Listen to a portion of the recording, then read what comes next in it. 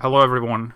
We have returned with yet another instance of just so many questions. Way too many questions. But do not fret, for we are here. We are here. We will answer. With me are the infamous Reflourished developers known as Mr. Pinna and Mr. John Reflourished himself. He has appeared. And Mr. Aaron and Mr. Brecco. So, quite a gaggle of... also, there's quite a gaggle of henchmen we have here. And Ghosty. They're also here. Ghosty is also here, yes. Yeah. And probably, perhaps, maybe someone else who I haven't... There's a lot. Yeah. There's a lot of people. I want to say a gaggle of goons so bad, but that word has been ruined. Yeah. That word. Gaggle of gatekeepers. That's an interesting word. I never heard that one. Google. That is a very funny expression. I like saying that expression. It is humorous. All right. Anyways, continue. Listen, we do have a Mafia OC, but if you haven't noticed, we have been trying so hard not to use the word goon whenever he appears. It hasn't been said once. It hasn't been said once. We have been jumping through hoops just to avoid saying that word. We should change that. They should change how they use the word. It's not my fault that they just suddenly decided, oh wait, no, this means something completely different. Now you can't even, do henchmaxing properly. People cannot appreciate your fit. They cannot appreciate your broad shoulders, huge leather jacket, and that little peppy hat. and a cigar. Perhaps, perhaps when we add a proper goon to Reflourished, then we can earn the right to use the word. Until then, we have to jump through hoops and let's avoid that. Be safe. Thing. What a topic to start with, boy. Yeah, I thought I had a goon. Yeah, this would be a good one, isn't it? Using that G, the hard G, or no. The hard G. Try best. How did we get here? You tell me. I don't know. This is what happens, you see? Exactly. You can't even ask PvZ PvZ fans for proper QnA. But I was gonna say, this is why you don't listen to the voices. Like, those voices inside your head, you don't listen to them. Well, that's what cowards do. You know, if you actually... You do make a very... If you actually take the time to listen, there's some pretty good advice in there, you know? Every so often. Yeah, like... Not the violent ones, but the other ones. Yeah, being able to teach them how to cook. Fun fact, I actually did cook half an hour ago, because I had to make dinner just in time before this started, so that I don't go hungry while speaking. Anyway, are we gonna actually have any questions related to Mr. Reflourished? Well, not Mr. Reflourished, just Reflourished. Can I start? I have prepared the questions. Okay, hold on. Someone already asked. This will be a first come, first served basis, okay? So, it's gonna be in a queue. How long have you had that loam thing in mind as the driving factor for future worlds? Before launch, before Steam Ages Part 2? Literally before we launched the project. As soon as we basically did Holiday Mashup and all of that, I already had a vague idea of where I wanted to take it. I knew, okay, there needs to be a different reason for the story to continue, and there need to be larger stakes before... because the previous stakes were, oh, we gotta get a taco. And that was quite humorous, and it was a good driving motivation for the plot to happen. But after Vanilla ended, you couldn't really go anywhere else with that. The Holiday Mashup was kind of like a bridge. It's like what bridges the old story and the new story. And we wanted to go for, the classic MacGuffin hunt of, oh, we are both competing to get the same thing, except, you know, we gotta get it first. And that's gonna add some, like, more, you know, more drama. It makes a good excuse for why you keep going into other worlds. You're actually, you know, kind of like one step behind Zomboss this time. Just a lot of different stuff. The actual idea of how to call it and, like, what to do with it, originally I think I had an acronym which was gonna be Loma or something like that, but then someone in the dev team, I don't remember who, but I will sing the praises of an unnamed dev because I forgot, said to me, why don't you just make it Loam? Because loam is an actual word, and it's, like, plant related. And I was like, oh my, yeah, you're right. What was I thinking? So that's how it turned into loam. There are big plans with that I cannot disclose, otherwise the haters will get me. But just keep your eyes out. We have been setting this thing up for such a long while. I've been dropping hints and clues everywhere. Some people caught onto them, most people didn't, but the payoff is in Caligula's Carnival Act 2, because I think Caligula's Carnival as just a world is perfect for, you know, a big mystery reveal. It's just got that vibe to it. I'll talk about that more later when we get into Caligula's Carnival Act 2 proper, but for now, I'll just end it with that. Loam has been a thing for such a long time, and I'm so glad that it's finally out, and I can finally, you know, actually talk about it. Okay. Someone was gonna ask something else. I forgot. Sorry. You're talking about me? Yes, I think you asked a question after that person. There are 10 questions, actually. 10 okay. No. You have to satiate your greed a little bit. Just ask one at a time. Well, all right. So I wanna know answer to the 9th question. Okay. Well, have you written them out? Because I see there's like already 4, 5, 6. I pinged you. Oh, you did. Hold on. 9th question about Z-Corp. All right. So I can, because you wrote them out, I can kind of go through them in a speed round. All right. Let's see. First 3 questions were originally going to be sent in DMs, but they got blocked. Yeah, that's just because, sorry, but I gotta keep my DMs closed because so many people try to, you know, get in them. Wink, wink. But I understand that. I'm sorry for that joke, but you know, it's fine. I get a lot of friend requests, and I just can't answer every single one of them. But anyway, what I was gonna say is the actual questions. Number 4, was Carny Teddy repurposed to be Mecha Football Zombie like enemy instead of being a meat shield? Actually, no, he was never gonna be a meat shield. The reason, so they are separate things. The reason why I actually wanted the teddies is twofold. First of all, I wanted to reuse those concept drawings that Whatevs drew, and you actually posted them here. Where originally he misinterpreted what I meant by the Carny teddies. The teddies actually evolved into being the candy. In part 1, what I was actually thinking was gonna happen is I thought we couldn't just make it spray candies because of hardcode limitations. So my thought was, why not make it spawn teddies that don't do anything, and once those teddies are destroyed, they like release candy. But then we eventually, you know, we figured out, well, we can just make it spray candies now, and I was like, okay, yeah, that sounds much better.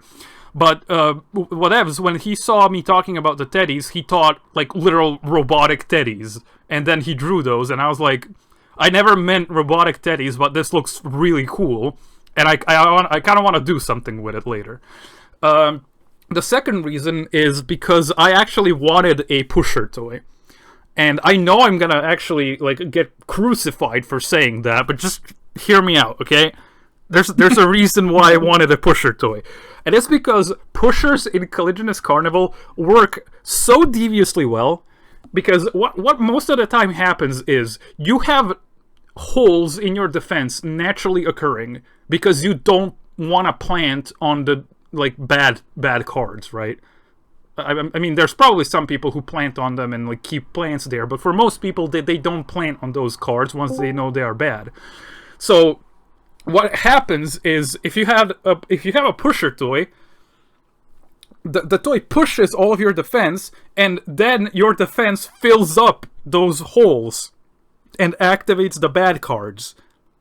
So the punishment from them comes more so from the fact that they activate bad cards for you than actually pushing your defense. That's why they don't really have a lot of health. They're meant to just kind of appear, push your defense like once or twice, and then like screw off. Okay, question number 5. When will we get outro dialogue for Assault Airspace 22 and the drop icon of Dead Zone sector? Same thing with HH17. I don't know. John Reflourished. When are we gonna get that? Huh? So, okay, I guess this one's mine. You're not gonna get it. Okay. You heard it from the man himself. So the thing is, with fine. those, we're not doing drop icons and outro dialogues for Epic Realm Endless Zones because we don't want to. Well, there we go. It's very simple. It's very simple. We don't feel like it. Okay, number 6. Since Arcane Shepherd Zombie is officially introduced in the RR quest, no longer is a shadow drop, can you make him visible in those zones and insanity? No, because it's really, really funny. The actual implications of him being in Rift Road are that he is so ridiculously annoying, even to the zombies themselves, that no one wants to let him in. No one wants him in their time period. So he like basically just appears because, I don't know, he found like some loophole where he can sneak into other worlds, and that's how he appears in Insanity. So just for that fact, he's not gonna, be visible. Will LOD Zombies Holiday Spirit be changed? I don't think so, no. That's like something I haven't thought about in 5 years. No, 3 years. There's just no need for it.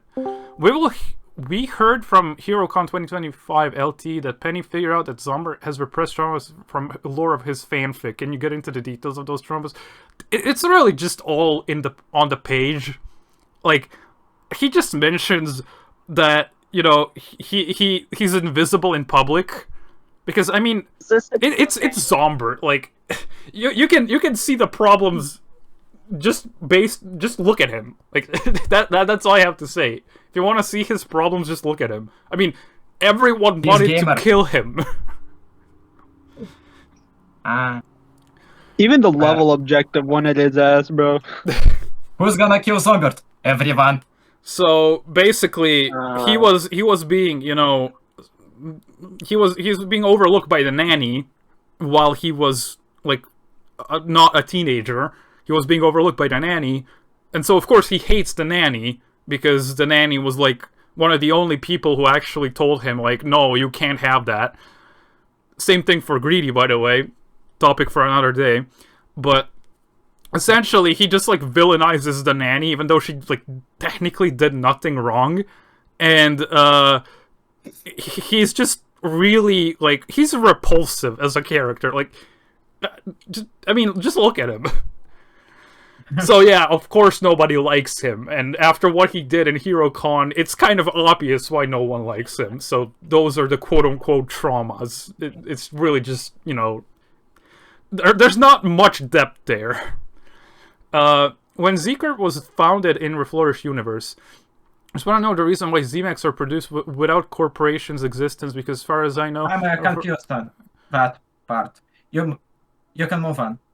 Okay, I'll just move on, because I don't know 100%, so I'm not, like, I know a little bit, I just want to get my facts right, so I'm not just going to speak on it right now. Number 10, is Camo still more powerful than Misinfo?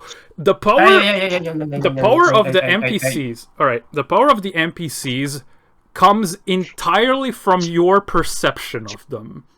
So, if you think Camo is more powerful...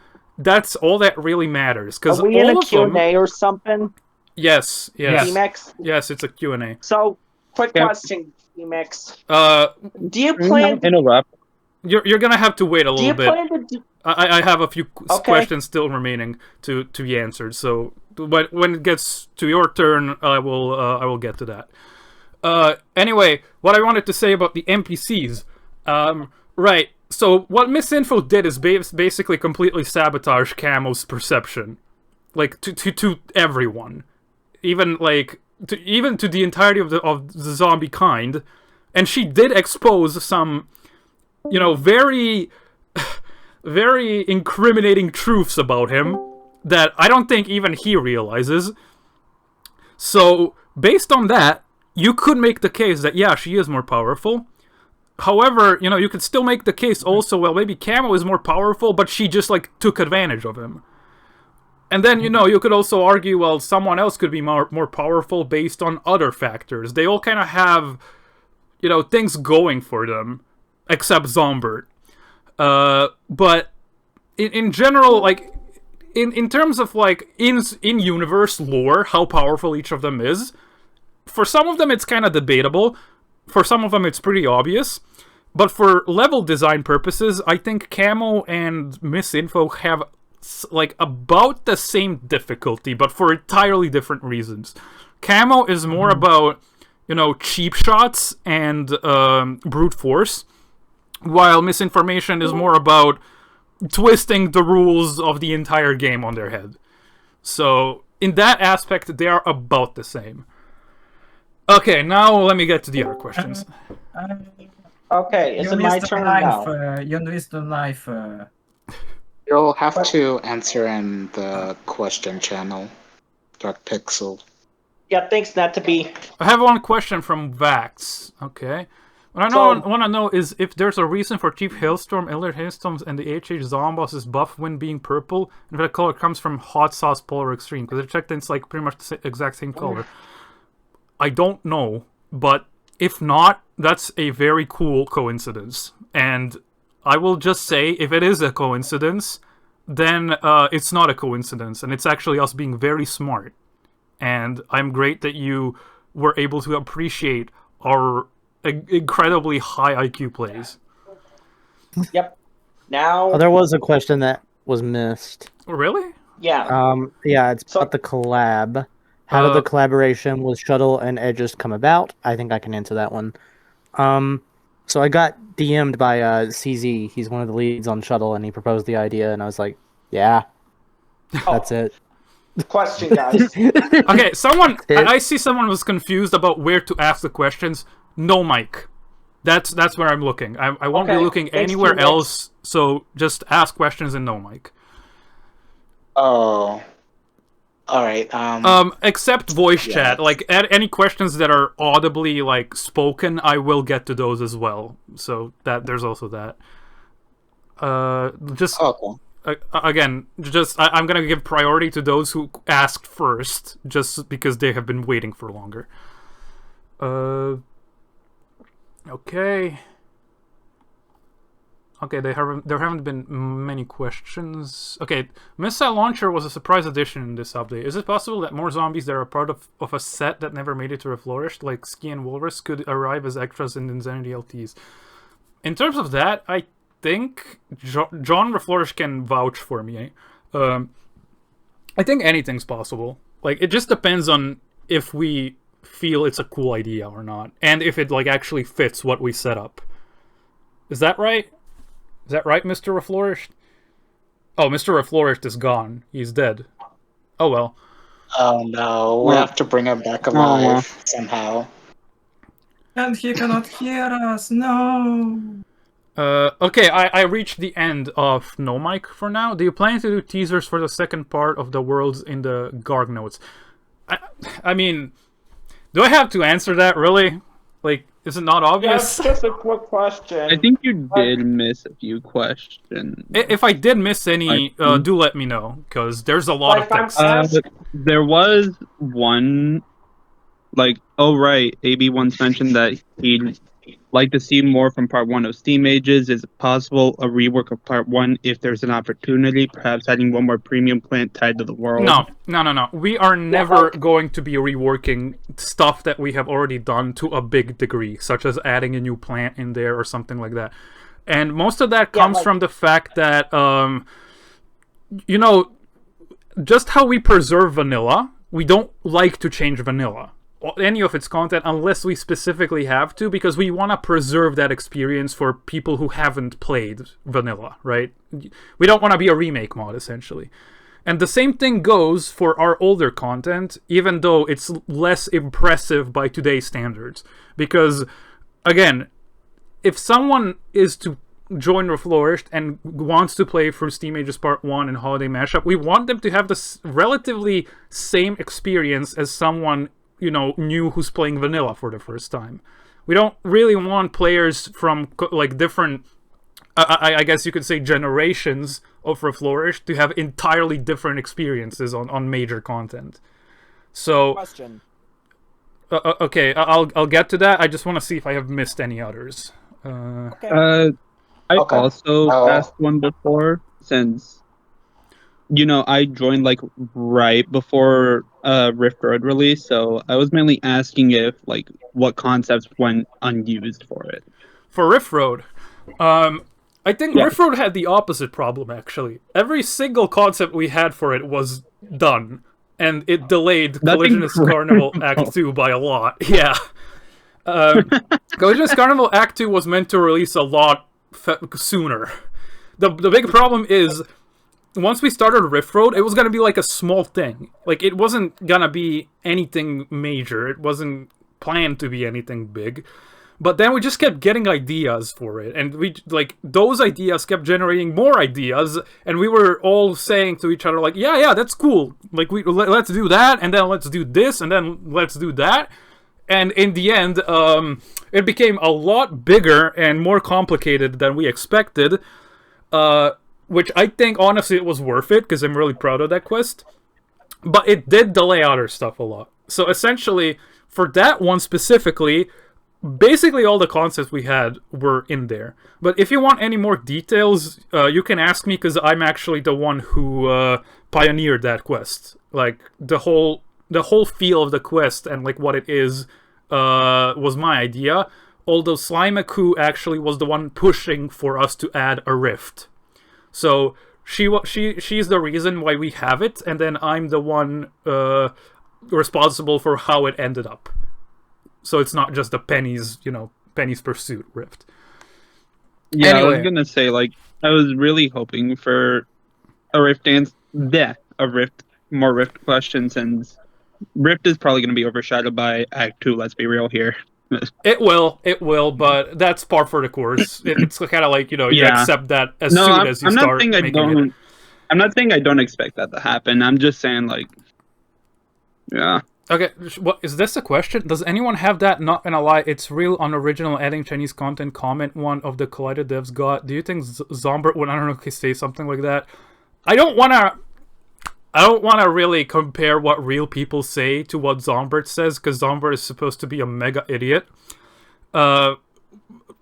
In terms of like, in terms of like, comments like that, I mean, it's again just par for the course. Like, you make stuff online, you publish it online, you're gonna get all kinds of opinions from everywhere. So it's really like no surprise really. In terms of what individual people think on that topic, I'm not gonna really go into that much. I'm just gonna say, me personally, I value some other things more highly in terms of the production process, and that's really all I want to say on that. As for Zombert, though, I mean, Zombert is meant to be a parody of those streamers and quote unquote pranksters online that just like Case though. I will not name any names, alright? I will not be fighting legal battles because of this. Okay. That is up to your perception. That is all relations to real people or events are entirely coincidental. Also, question: Does Lucky have a mansion? Is he rich too? Cause look at him, he got that shiny teeth. Maybe. I haven't really thought about it. I'm not the creator of Lucky as a character, so the actual creator of Lucky could probably answer that. But my opinion is, I think he's not interested in having a mansion, personally. I think what he cares more about is just people adoring him, and just, like, because fame. anything that requires even the slightest bit of effort on his part is something he is not going to do. The simple reason being he doesn't have to. And I feel like getting a mansion does require some effort from him. Yeah. And also, another question. Did you have any concepts for the world after Steam Ages before it was Collisionist Carnival, or are you not going to answer that? I will answer that yes, we did have other stuff in discussion. The reason we went for Collisionist Carnival, though, is because we ultimately found it to be more interesting to do before all of the other stuff that we kind of had at the time. What words did you have in mind? That I cannot answer. Now we reached the part where I signed an NDA. But the reason we went with Collisionist Carnival is, I will admit, it was the best option at the time, just in terms of how much we were all hyped to do something like that. Now, though, our other ideas have evolved a lot, so as we developed Collisionist Carnival, our ideas for what else we could do also expanded, so look forward to that. Alright. Did I also forget a Graveyard Onslaught related question? Hold on. I believe you did. Let me find it.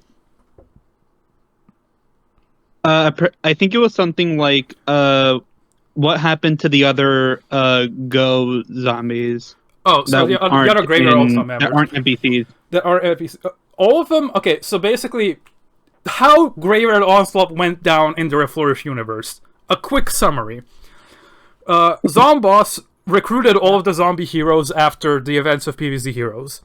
After a little bit, all of those heroes realized we don't really need to listen to Zomboss. We can just do our own thing. And they all decided to, either continue working with Zomboss as just like a work-related thing, or they decided I'm just gonna go out there and do my own thing and not really care.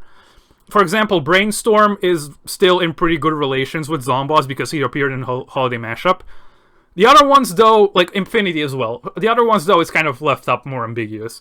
After Zomboss realized, okay, the heroes were just random zombies who got powers, and I couldn't control them, because ultimately they all had powers and they were kind of disconnected from me, so they could just leave. He got the idea. What I'm gonna do is I'm gonna personally pick out the best zombies I can find from throughout history and recruit them and train them as my generals who are loyal to me. Because that's what he wanted, really. He wanted loyalty and he wanted competent zombie generals. We all know how that turned out. After a little bit, Zomboss realized this is going nowhere. This was a huge waste of time and money, and he just decided to disband the program completely. The only one that still remained in his good graces somewhat is Hunteria, because she's still officially his general. The other ones either went to their own time periods or went to do their completely, separated thing from Zomboss. For example, Greedy just continued being a criminal. And the other Graveyard Onslaught members, I imagine each one of them probably got back to their regular lives and didn't really think much about what happened after that. There's certainly some that I think got a little more ambitious after being on a Graveyard Onslaught, but ultimately the free NPCs that we got are the only ones that are still, let's say, relevant. They're the three big ones who are still players in this game. The other ones kind of just, decided they wouldn't bother anymore. Collisionist Carnival has a lot of new zombies. a lot more than any other world of Son of Holly mashup. Is that a new standard for all new worlds, or is it a unique thing for Collisionist Carnival? I would say it's more of a unique thing. Specifically just because Collisionist Carnival is a very chaotic world, and all of the ideas that we had just kind of tied into the gameplay loop of it just being kind of unpredictable. So having like that huge count of specials, it wasn't really planned, I will admit. It kind of got a little bit out of hand at one point, but we managed to tie it all together, and I'm very proud with the way all of the zombies interact with each other and with the world gimmick. But in the future of Reflourished, you will probably not see counts of zombies for worlds that are that big. Okay, let me get to the other questions. I think now. you did miss a question or two. There's one I just got back. What did I miss? A few questions. John Reflourished, I have asked you something and you weren't there, and I just moved on and I don't remember what it was. Okay. Do any of you remember what it was? Oh, I think it was maybe the one about like, is there a reason for Chief Hailstorm, Elder Hailstorm, and the other HH Zomboss buff wind being purple, and if that color... No, I was here. I was here when that happened. You were there. Okay, then I don't remember. I forgot. Was it maybe this missile launcher thing? No, it wasn't that. I answered that one on my own. Okay. Anyway, until we remember, if we do, what are the other questions? I think there have been some people who wanted to ask in chat, like in voice chat, but I said that they should wait. Maybe we could get to those ones. I was gonna say you missed a few from like 15 minutes ago-ish. What's something you guys... Or this is one from Pesto. This was... What's something you guys wanted to do but now feel like it's too late? I can't really answer that, because if I did, I would be saying things that I shouldn't. But yeah, you'd be deconfirming stuff. Yeah, I would be relaying some info, so I'll just keep that under wraps for now. What led to your decision to releasing Meteor and Icy for the Rift? We wanted to. A lot of people on our team wanted to. For Icy specifically, we realized that he just broke things way too much, and we didn't have time to actually like make him work properly before the release. So, we did what we had to do. It's a shame what happened to him. Really, I miss him every day. But there are some things in this line of work that you don't question. You just have to do it. And it's not pretty. Sometimes that includes killing Iceland Current. Yes, he will be missed. Rest in peace, Iceland Current. Because he had to be killed, I'm sorry. Is it possible seeing more Rift Road content in the future for how flexible it is, or will it just be a one and done deal? As a quest, I think it's probably going to be a one and done. But as content related to it, no. There's probably we're gonna be using it for a lot of stuff. Probably, I think it's already probably gonna be used in LTs and things like that. It's generally just kind of like a hub area without it being kind of like a stale hub area. So it was always designed to be reusable for a lot of things. It's just that the quest itself was structured to be a contained experience. Why exactly did Rift Road get a Vase Breaker and unique theme? Because I got the idea of remixing the world theme for the music, and I liked that idea a lot, so I did it. I had I think 2 or 3 months to do all of that, so I just kind of powered through it, and I still really like the idea of combining the world theme with a more bizarre and strange kind of road trip vibe. That was really fun to do. And really why it got a Vase Breaker level and mini boss as music is just because I was trying to push myself to see how much I could do under a limited time with this strange vibe that I was going for. so that I could be more productive in the future. And also, I had fun doing it, so I just did it. I do think Rift Road is one of my personal favorite, like, overall themes. I really like Rift music. Everyone who recognized the Final Wave theme, you're a real one. Is it back and forth? It's zombie time. Yes, it is zombie time. Our based elephant. And of course, the most neglected PvZ2 song is the one representative of Rift, because Rift is where all the neglected zombies are. Yep. Like, from Vanilla. They're all from International Vanilla. Okay, what else? Zomber parodies a certain group of streamers. You know who I'm talking about.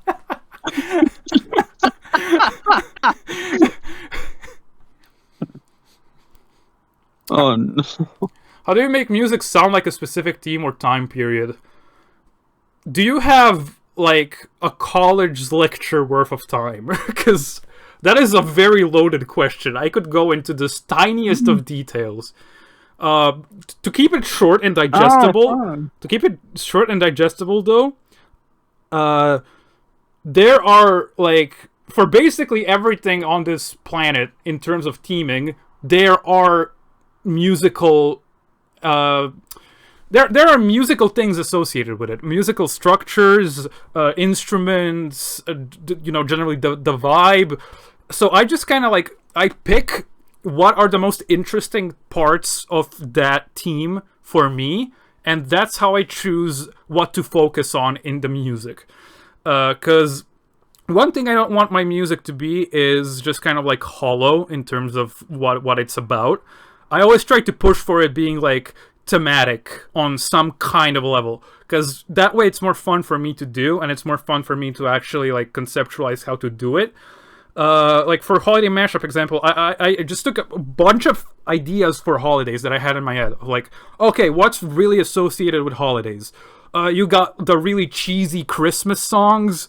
Those are mostly, like, played on solo pianos with, like, choirs or something. You got the generic sleigh bells for Christmas, your tubular bells as well. Then what else? For other holidays that are kind of more out there, I don't know. You got Luck of the Zombie. So I was being an idiot and I used a Scottish instrument for Ireland, but nobody cares because it sounds cool, and I don't care either. So that's why I used the bagpipes. Then you have, like, the more generic, like, Eastery kind of stuff. That's where I use the woodwinds, because that's kind of generally associated with spring. I had kind of like this Alp, like a springish Alp, like almost like from the Alps or something. That just kind of sounded like, oh yeah, that's kind of like, kind of more traditionally European, like what you would use in, like, a celebratory occasion for maybe Easter, or that kind of, like, more traditional holiday. Then you get, like, more abstract with some of them. I don't know. I got that, like, instrument that I found that just sounds like a party, like, what's that called? Like, the thing you use in birthday parties where you, like, blow into them and they, like, stretch out and they make, like, that, like, annoying sound. I think they're literally just called blowers. Yeah, the blower. Like, I had one instrument that just sounded like that birthday blower thing, and I was like, okay, sure, let's put that in there. That fits. That's how it's called. Blow duration. No. Blow duration, true. Okay, I gotta get back to other questions, because this is such a loaded topic. I may make a video all about this one day, just to see how pretentious I could get. Oh boy. What happened to the actual super brains? Again, same thing that happened to all the rest of the heroes after they realized that they don't really have to listen to Zomboss. They just kind of, like, went out there and did their own thing. I imagine Super Brains is, like, out there saving some zombie city from zombie Lex Luthor or something. I don't know. I don't know why I thought you were gonna say Zombert. No. Super Zombert absolutely bodies Super Brains. Like, it's no contest. Yeah. Like, no diff. Did the Graveyard All-Star stuff happen before Holiday Mashup? Yes. So everything that happened in terms of like the background of Reflourished, of like, you know, the PvZ Heroes stuff, the Graveyard Onslaught stuff, the vanilla stuff, all of that is before all of our content, before the expansions, before Holiday Mashup. Everything happened before that. Question number 1. What stopped you all from adding any more brainbusters to vanilla worlds through the expansions? The fact that we did not want to. We're not a remake mod. We are there to take what vanilla did and expand on it. And that's what we did. We didn't want to put more in than what is, like, expected, I guess. Well, no, that's not true. We did, like, add more than that was expected, especially for Jurassic Marsh. But what I'm trying to say is, like, we don't want to break formula for no reason. Like, okay, the formula is 1 brainbuster per world, so, like, why change that? That's a piece of the formula that we still stick to, by the way. Like, we have 1 brainbuster per world. Unless we decide, like, oh, you know what, this actually really fits, we're probably not going to do it. So maybe if it really fits for a world to have more than 1, then we will go for it, but I kind of doubt it. Okay, what else? Another question from me. I remember someone from the dev team said that all Gemium plans are time exclusives before they are repurposed into quest or world-based plans. With Rift Road, we've got a new info that Snappy didn't make it in the quest. Does it mean the plans have changed since then?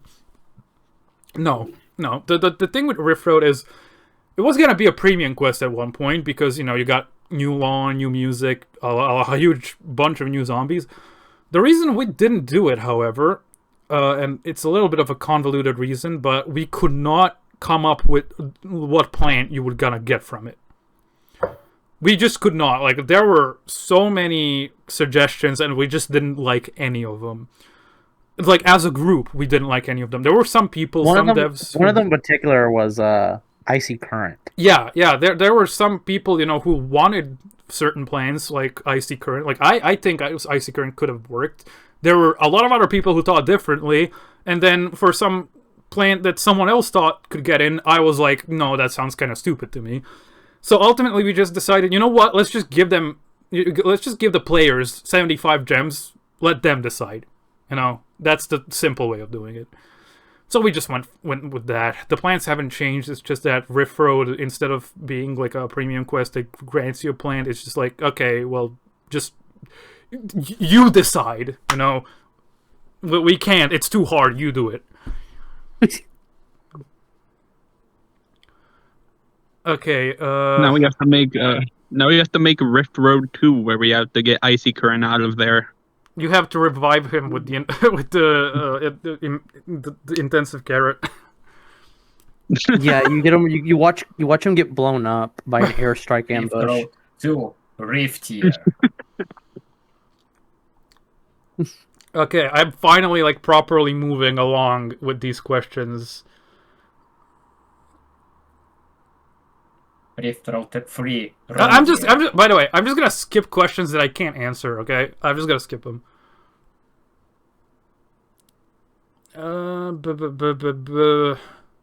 Here's some more serious questions. Do the devs have personal voice headcanons for not just the Reflourished FCs, but also the PvZ2 based ones?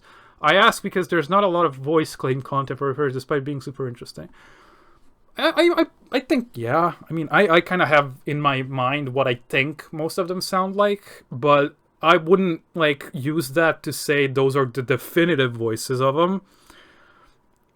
I think it's just the most fun to kind of just have it, you know, have it be in a way where it's kind of suggested what they sound like, but how they actually sound like is more up to interpretation to everyone.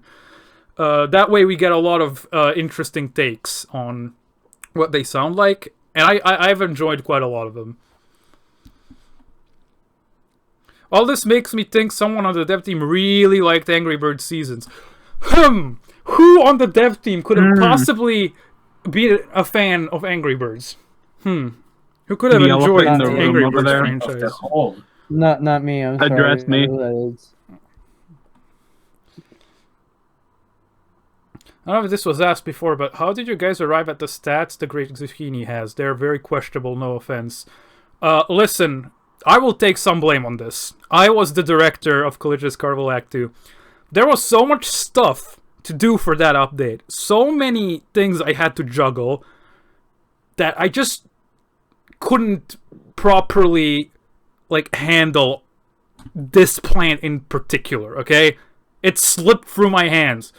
Literally one day before the update, I was like, let's make him just a bit cheaper. And clearly it wasn't enough. So, if there was gonna be a weak link to the update, it's the Great Zucchini in terms of stats. However, I'm not sorry, because that's one thing that's easily fixable. So, while he's kind of middling right now, there are plans. I cannot say which, but there are plans. We will not allow his name to be dragged through the mud. Remember, keep that in mind. We just can't reveal them because the haters would sabotage us. Yeah, the haters will sabotage us. But again, as I said, could have he been more well thought out in terms of balancing? Yeah, but there was so much stuff to do for that update. I guess one thing had to slip through our fingers. PeaMix picked the sounds for the sound effects. For which sound effect? This is something Aaron said 10 minutes ago. It was about holiday drinks. Yeah, I picked those ones. PeaMix, today is my birthday. Can you wish me a happy birthday? Yes, happy birthday, Mr. P1T4. Actually, hold on. Yes, Mr. I got it right. Okay.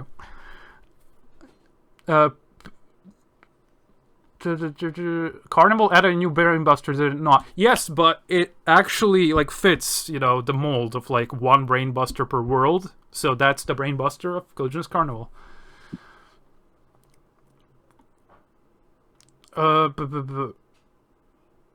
Trudging for time and space to obtain frozen fruit, yeah. I mean, is it that different from obtaining a taco?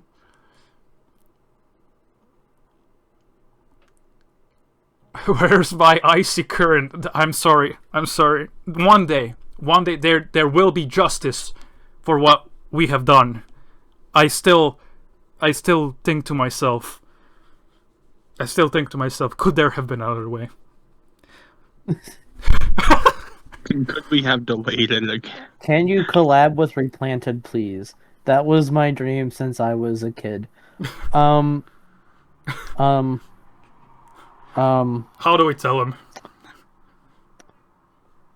So, unfortunately, I don't think PopCap's gonna agree to that. Yay! I got to the end of the no mic chat. Okay, I'm free.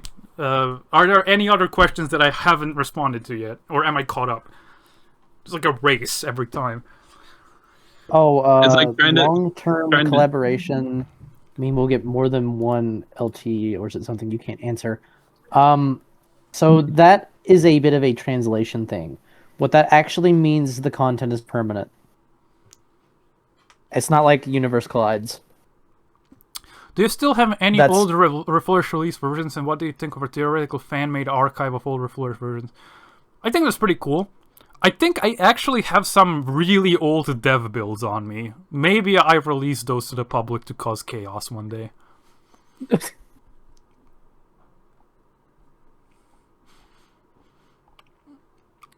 Oh, well, I did not see a variation of that image with Yu Narukami. That's interesting.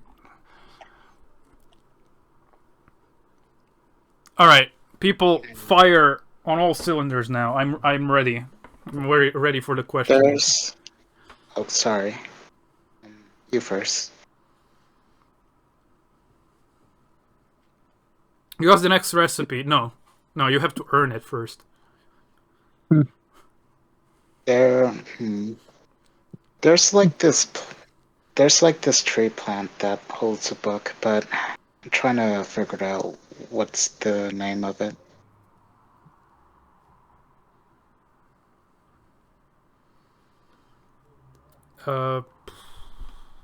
What is that? What are my opinions on Tarot Scaredy? I don't know, man. Let's add it. Yeah, sure. Why not? Yeah. Oh, okay. I forgot to answer this last night. What do you think of the Spanish War of Succession from 1701 to 713? I'm sorry. I don't know about that. Sorry, they didn't go over that in my history class. Wow, and Sorry. you call yourself a developer of a history-based game. Wow. I'm sorry. They only go over American history. Yeah, go on. Blame the education system now. It's true. It's all you get after like 9th grade. It's just American history. Actually, you should work to improve yourself every day. And the fact that you're not doing that tells everything.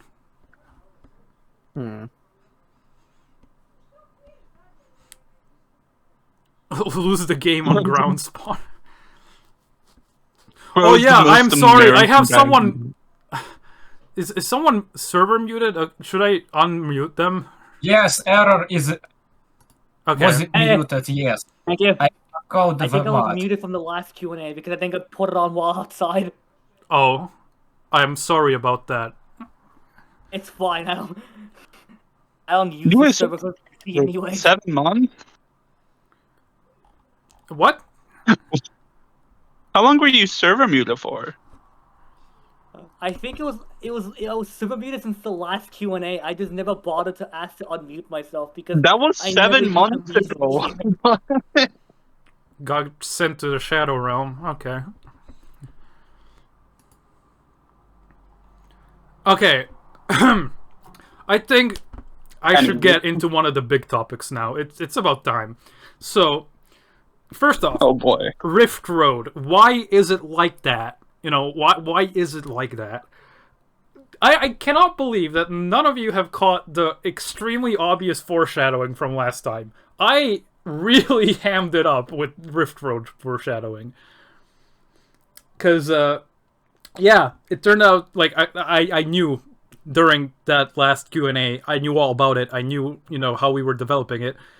It's basically, like, okay, the idea was, how do you do Rift as something that isn't a final world, right? Because that is basically what everyone and their mother has been thinking about Rift, you know? Let's do it as the final world. Oh my god, it's such final world material, you know? Oh, it's modern day, but for everything that also isn't modern day. How do you do that as not a final world? Fun fact, I actually didn't know. Genuinely. The big reason why it exists right now is because Slimeku wanted it for, you know, a final level of insanity so that she could actually put zombies in that aren't just from vanilla, as in like a huge hub. And I was thinking to myself, well, you know, we have a rule, and that rule is if something big, like a location, appears in Insanity, it has to be introduced in some kind of formal context in the game. So obviously this was gonna need a quest that introduces it. So I was thinking to myself, okay, fine. You know, we're gonna be using it as like a normal thing, and I always kind of thought to myself, you know, we would get to do Rift one way or another, final world or not, but I just didn't have the idea of like how to actually do it as something that's kind of against expectations. And I thought to myself, well, what is Rift? You know, what is that? Like, what as a location? Where are we? And it just kind of, you know, came to me like, oh, wait a minute. You know, it's kind of like on the world map. Like, it's in between worlds on the world map. Like, literally everything in the game looks like, you know, that. Like, blue spirals, things floating around when you're on the map. And, you know, at first I was thinking to myself, okay, let's just make it, you know, outside in the world map. And that's kind of where it stopped for a while. And that still wasn't good enough of a concept because, like, okay, fine, yeah, it's out there in the world map, but that's not really interesting. Like, what can you really do with that? Until I realized, you know, wait a minute, we could make it like a road trip thing. And that's where the actual idea really kind of started for Rift Road. Like, okay, let's take it in the direction of it's like a road trip, so the way Penny and Dave get from world to world is they literally have to physically travel through the rift. Like, you know, when that portal kind of opens? Well, what if it like, you know... What if instead of just teleporting them directly to another world, they actually have to drive through that? And again, there's some other PvZ2 vanilla stuff that kind of confirms this as well, such as Modern Day Part 2 trailer. Do you remember the Modern Day Part 2 trailer, Mr. John Reflourished? Wasn't that the one where I think it was like Zomboss just like falling through worlds? Yeah. Yeah, that one. Where did it end up after he was falling through worlds? I think Rift. Like the Rift. Yeah, like the Rift. And, you know, he was just there, and a lot of other random non-sequiturs were there. So there was credence to the idea, and then we just kind of started thinking to ourselves, like, okay, well, this is basically just, like, in the middle of nowhere. Like, Rift Road is literally just, like, one of those American deserts with, like, one road and nothing else. Like, for miles upon miles, it's just nothingness. And we found that to be really funny. And that's how we got the idea to use the fat weasels as weasel balls. Like, I think tumbleweed. Tumble weasels, yeah, that's the name. As tumble weasels. It's like, yes. yeah, it's like literally, like, what would you find in a road in the middle of nowhere? Like, tumbleweed, yeah. But it's, because this is the Rift, everything has to be wacky and strange, so it's tumble weasels. And of course they cause traffic jams. And you know, then all of the ideas kind of started coming, and we thought to ourselves, like, okay, sure. If there's actually, like, physical roads to lead to each time period, what does that mean for our world building? And it just got funnier the longer we thought about it, because, like, okay, at first, throughout the entirety of the vanilla game, like, it's just Zomboss and, like, Penny and Dave traveling through there. Like, basically no one else is traveling, you know, except maybe Zomboss's zombies, but I assume he has some kind of vehicle for them. Unless you subscribe to the theory that the zombies actually originate from their time periods, which, you know, that could also be a thing. We still have to discuss all of that if we ever actually get to it. The thing is, basically, Zomboss, Penny, Dave, they're the only ones. That's why all of the rows are so empty and strange. Oh, that image is amazing. When did I even make that? I made that like 5 months ago. Yeah, that's Rift Road, by the way. That image, that's what Rift Road is like. Yeah, evil Frutiger era. Anyway, where was I? So yeah, the implications got really funny, because, okay, sure, for a while it was just Zomboss and Penny and Dave, but we did establish, after Z-Corp appeared in Holiday Mashup, and after the NPCs started appearing, there are way more zombies now using time travel. And Z-Corp is even making their own, like, time travel vehicles, or, like, time travel devices, you know? And then we kind of thought about it, and figured, like, okay, Rift Road at this point is probably way more busy than it used to be. There's, like, zombies going around from place to place. Like, imagine them either driving or, like, I don't know, biking or something, or just walking, I don't know. Isn't Camel doing stuff in there as well with, like, AA? Perhaps. Yeah, probably. But, like... The entry for the Jane zombie mentions that. Yeah, the entry mentions that. And, like, you know, suddenly there's so many zombies using the Rift Road that now Z-Corp sees that as an opportunity. Okay, let's actually make proper roads on them. And that's when you get stuck in it. And you see all of those Rift zombies working on the Rift Road. Like, it just made a lot of sense the more you thought about it. Another fun fact, if you look in the Zen Garden, at the background of the windows, you see the rift behind those windows. So, it's canon in Reflourished that the Zen Garden is somewhere in the Rift Road. Somewhere. Holy crap. But basically... that's awesome. Because Z-Corp, you know, figured, like, okay, let's just start making all of these roads way more traversable. Now, suddenly, there's a lot more zombies there. And you know, okay, sure, you fighting against road workers, that's kind of funny. But it doesn't really have that spark. Especially because we wanted to use this area to feature a lot of those wacky 2C zombies in. Like the Babyface Guard. By the way, I gave him that name, because I think it's a really funny name. The baby face. Yeah, and we knew we wanted to use those guys. And then, like, why would they appear there? You know, okay, Rift is kind of goofy, wacky, but then the other idea came, and it was, well, who would actually be out there in the middle of nowhere? well, obviously zombies that couldn't get anywhere. Like, okay, if you're just stuck in the middle of nowhere, like, you wanna, like, get out of there in any way possible. So who ends up there? Zombies that nobody wants, you know? Exactly like the Great Wizard. Nobody wants to take that guy, and he's annoying. He turns everything into sheep so fast.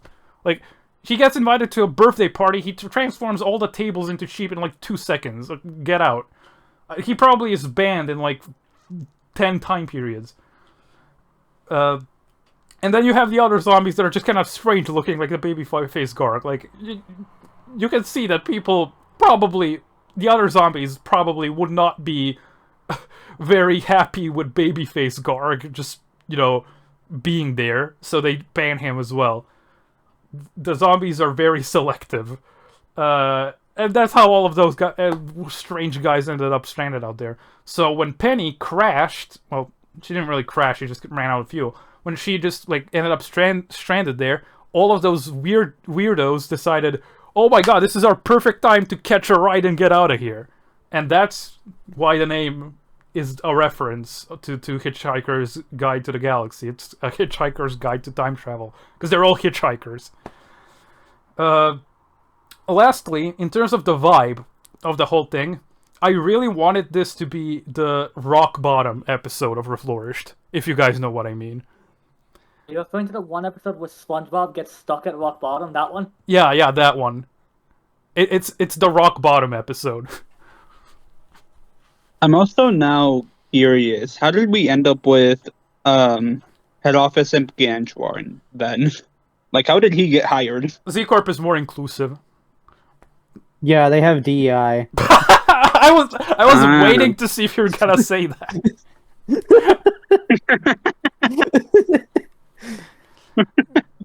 Okay, but anyway, the whole vibe of it was, you know,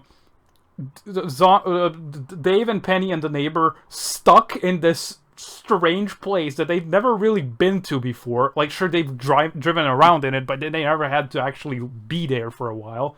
Like, stuck.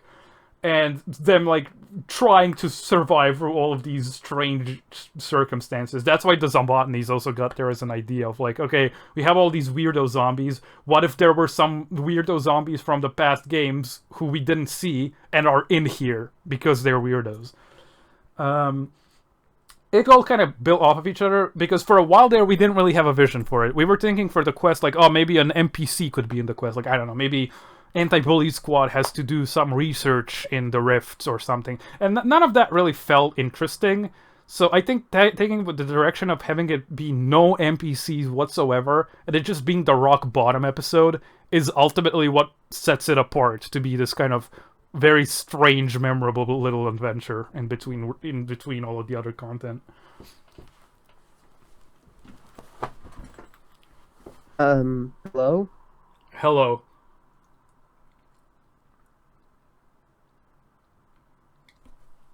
Actually, you can easily find out what the neighbor looks like. You just have to shut off your phone. Yeah, and then look at the person in the black screen. Yeah. Look at what you see in the black screen. That's all you have to do. Go find a mirror in the closest domicile you live in. What if you play on PC? If shut down your PC. If you play on PC, you have to go outside to get the same experience. I'm sorry. I got a good question. Did Hollywood ever sue Zomboss because of parody insanity? No, because Zomboss has a monopoly on all of that.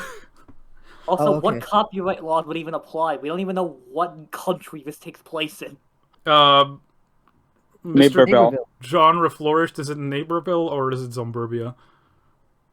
We're gonna say it's Zomburbia, but it's within like the United States. I think like actual official PvZ stuff like sets everything near Seattle, because PopCap's in Seattle. So it would be United States laws, but also it's Zomburbia, which is like ruled by Zomboss. So I don't think they care about like U.S. copyright disputes. It's basically like contested territory. I was gonna say something, but I forgot. PeaMix, what is this? It's not a nose. It is not a nose. That's not a nose. You. Is that even the pipe?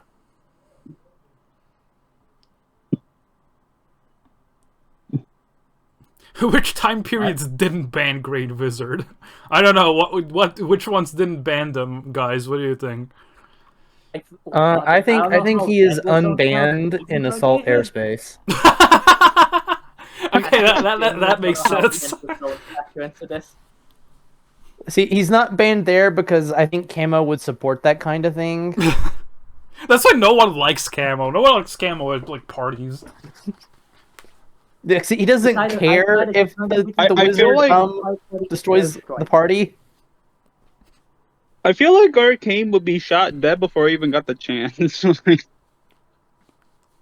By most, I think, normal zombies, probably. I think that guy just has a problem. Like, the regular wizard is like a chill guy with, like, sage wisdom advice. And then you have Grey Wizard, which is, like, a complete, like, psychopath. Like, he can't help himself. He can't help himself. He most likely watched westerns to cast every plant into a ship. Arcane Wizard is just Welsh. That's how I describe his fire rate of his real stuff. question, if Neighborville is in the US, why is it that when you travel in the exact same place, we end up in a different place? Because it's not just time travel, it's also teleportation. That's like every sci-fi explanation ever. What's the lore reason for Arcade Shepherd to show up in Halloween 2024 LT2 and level 2 and LT? I think Zomber just let him. Like, seems like the kind of thing. Bored. Seems kind of like the kind of thing he would do. Like, probably not even on purpose. Does Zomber even have standards? No. I don't think Zomber even, like, knows what you mean when you say standards. Like,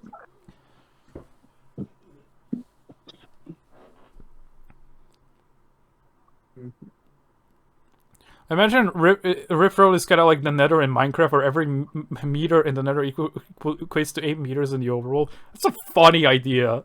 It's a funny way to interpret it, and I kind of like it. I see the vision. Sorry, the slop budget ran out. Yeah, we used all our slop budget on Collisionist Carnival because it's a bunch of vanilla slop ports, and it has nothing else but vanilla slop ports, as everyone knows. Okay, so the other big topic. A question involving the new misinformation character, because honestly, what y'all done with her is really good. You all guys thought she was just the unassuming, funny little haha newscaster character. You all took your guard down. Alright? You thought. You fell for it. We got debated. It's ironic to a sense. Misinformed. Perhaps you were misinformed. Perhaps you were also misdirected. Anyway, in terms of LTs, before I get to the other big topic, which is the elephant in the room, I want to go through the LTs a little bit. So, you all have seen what she's capable of now, right? What are your guys' opinions on that? And do you have any questions in regard to the Heroes event? Because that one, I was really looking forward to that one getting out. Heroes or you mean food fight? Wait. Or Heroes or food fight? Which one? I meant food fight, but I guess I just associate Camo with Heroes subconsciously, so I just said Heroes for no reason. I think Zomber is taking over my mind. Because he was introduced there, obviously. How will Zomber react knowing that he's banned from HeroCon next year? I don't think he cares. He got to meet Baseloid. That's everything he cared about there. He's probably gonna get killed again and then not remember it. I mean, that's basically like Tuesday at this point. Yeah, I mean, he gets killed every Tuesday. Did he even die? Okay, you say that it took 11 months for her to start making real moves, but who's to say that she hasn't been making real moves already, and it's just that you guys haven't seen it because it's not on screen? Yeah. How come Camo can't tell the wannabe heroes were actual wannabes and not actual heroes in 2024? He was hidden from the world for like 50 years. Like, dude was in a bunker most likely for like 70 years. Yeah, like you can't really blame him. He's also a senile war veteran. Like he probably has some PTSD in there too. Like probably. I don't think he would have it because didn't he say in AA it was the time of his life? Yeah, he really enjoyed it, but you know he was also in the war before it was AA.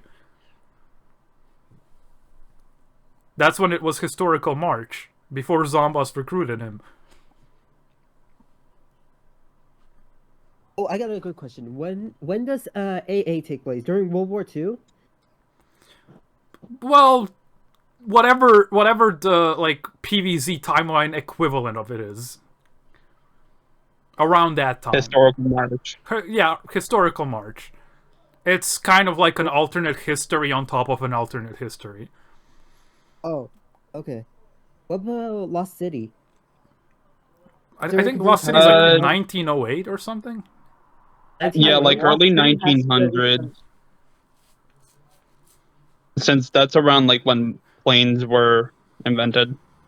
AA and Historical March are the same war. Just, you know, when Camo altered it.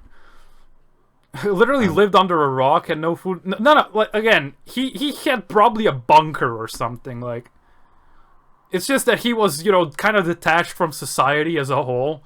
Because he was probably afraid that, you know, that random old guy was gonna kill him. Whoever that could be. Either him or Zomboss. Okay,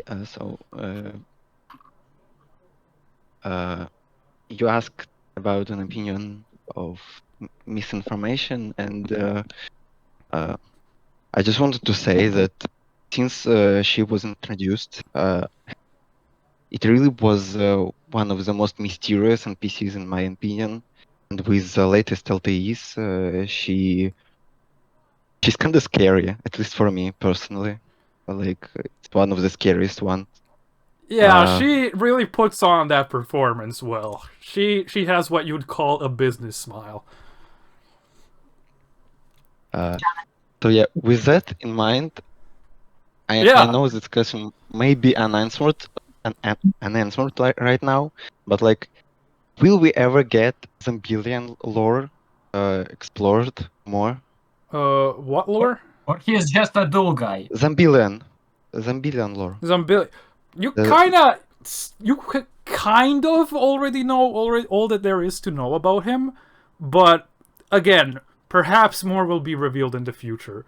It's just that right now he's just the kind of character that, you know, he's always mentioned, and he's always just kind of like in passing. Is that gonna go anywhere, or is he just that kind of guy who just, you know, doesn't get involved in anything? We shall see.